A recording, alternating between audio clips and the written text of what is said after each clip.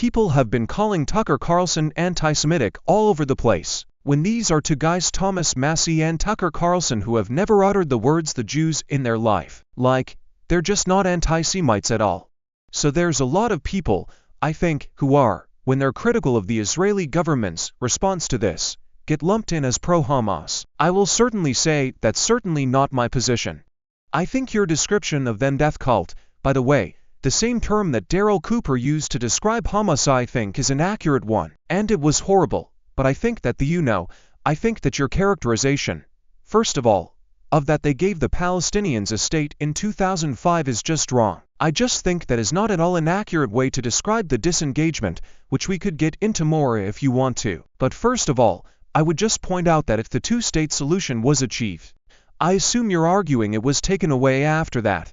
You're not still arguing that the Palestinians have a state, or are you saying they have had a state since 2005? They were given a state, and the Gaza, and when was it taken away? Well, they kind of screwed it up for themselves on the 7th of October. So you're saying from 2005 all the way till October 7th, there was a two-state solution, it had been achieved? Well, it was another state. Yeah, okay, but that would be two states then. No, it was another state. It was different from the PA. Okay, right, but I'm saying a Palestinian state. Okay, so what's interesting about that is that this is not how, this is not how any of the leaders really describe it. I mean, when Netanyahu himself is not claiming that they had already achieved a two-state solution, why are you talking about this? What happened in 2005 in the disengagement was that essentially Israel went from occupying the place to surrounding the place, and they've had it under a brutal blockade since 2007. And yes, you are right. Why do you think why? I don't agree the blockade was brutal by any means. You don't think the blockade of Gaza was brutal? I mean, how brutal do you think the Egyptians are? Pretty brutal, yeah. They allowed stuff in. Okay, I mean, since some stuff has gotten in. Yes, that's true. Since more than some stuff. Okay, some from, I'll say this, right, because there's been different levels of blockade even before 2007 going back. I know in 1996 they had, a pretty strong blockade that year. According to the World Bank, it contracted 40% of the GDP of Gaza. So just for reference, the Great Depression was a 30% contraction. This was in 1996. For 1 year, they gave them something worse than our Great Depression.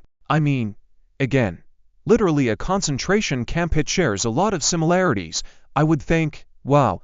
Well, as I say, you can't time travel back. Let's go back to the Middle East and actually visit. Okay, the World Bank said, in 1996, for the one quoting the World Bank, this doesn't mean anything. This is a non-argument. Yes, I'm saying the World Bank did their own analysis of this, and they said that it was a 40% your own analysis. Hold on.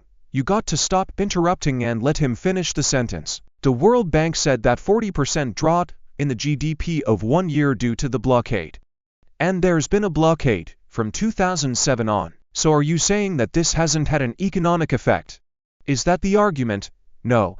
I'll have an economic effect. So you're saying you have to be on the ground and do an audit of the blockade in order to be able to comment. I think you should at least know what it is, what the territory is, what the situation is in the region. Yes, absolutely. And the only way to do that is to be there in person. I think that's the best way. It's not the only way, but it's the best way for sure. If you have never seen the countries in question, you've never spoken to the people in question, you've never interviewed anyone, you've never gone around, you've never seen the terrain and so on, and you've used Wikipedia, I'm sorry.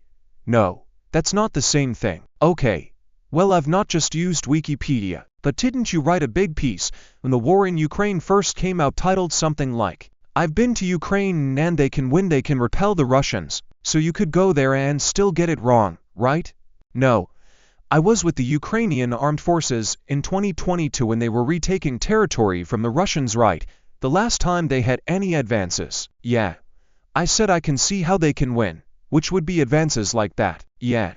You said if we just fund them, or if we just arm them, that they can, and they can. Said that the Ukrainian army was making great successes, which it was when I was with them in the fall of. Listen, there were lots of people who went to Iraq and said we'll be greeted as liberators, and it'll be paid for in oil, and democracy will spread through the region. So I don't know, either take on the arguments or don't.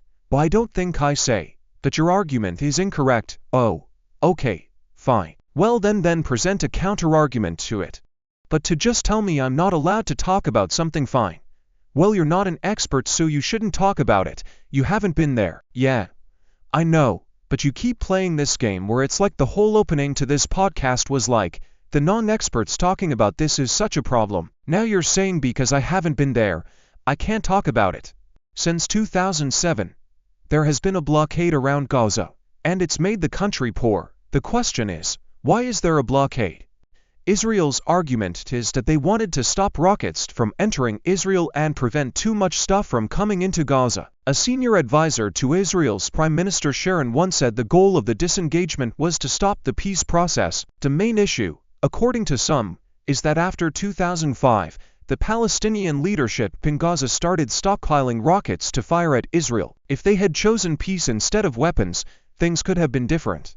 But others argue that Israel's own occupation of Gaza for decades also plays a role in the situation. The discussion then moved to the Palestinians' right to make their own decisions. Some believe that when Palestinians voted for Hamas, they made a bad decision, and in the years after, many bad decisions were made, such as firing rockets at Israel and bringing in weapons instead of supplies to help build a better society. Is there a blockade there that's causing economic devastation or not? According to the World Bank, there is. First of all, I don't think it's a game. I don't think it's a game at all. Me neither. I'm not playing a game. Okay. But this is semantics. No. But this is important. I've seen plenty of this up close. I've seen plenty of this with my own eyes. Because I do believe that one of the things you should do if you're talking about something is to see it. Yeah. You've established that. Is there a blockade? The blockade that existed, to the extent it existed, was a blockade to try to make sure that the Israelis and the Egyptians knew what materials are going in and out of Gaza. After the first rocket fires when Hamas, in fact before Hamas was elected, the Israelis and the Egyptians didn't do a very good job of it, were meant to be trying to make sure that the materials went into Gaza or not materials that could be used to build up the Gazan Hamas war machine. The reason why trucks get searched is not because the Israelis want to search through grain or flour.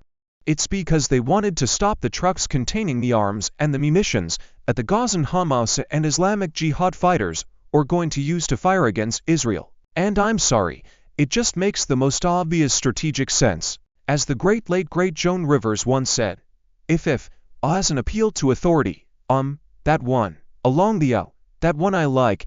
She also said Michelle Obama is a man. Yeah, I know she did that. I'm saying she got everything right. So, continue. Go ahead. But, as Joan Rivers said, if New York was being rocketed from New Jersey, we would level New Jersey. I don't think you need to level it, by the way, but you would at least try to make sure that rockets weren't being imported in larger quantities into New Jersey. Of course, okay, that's all the Israelis were doing.